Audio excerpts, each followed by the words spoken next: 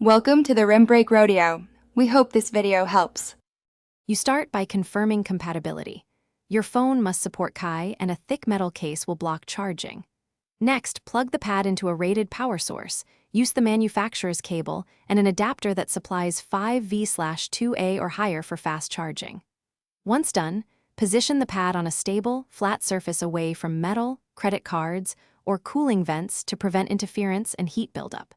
Make sure indicator LEDs power on. This signals the pad is ready for the next step. Place your phone directly over the pad's charging coil area, usually the center, and quickly check for a charge sound, LED change, or on-screen charging icon. If the phone doesn't begin charging, lift and shift it a couple millimeters.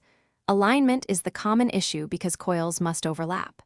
Make sure cases, magnetic mounts, and metal objects are removed beforehand, since they cause misalignment or heating.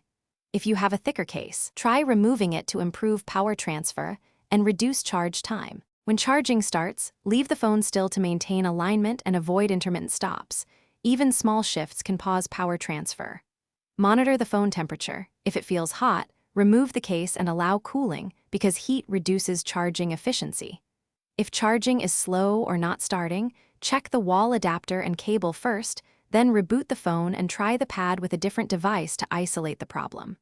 One key tip: if nothing works, swap the USB cable and power adapter before assuming the pad is.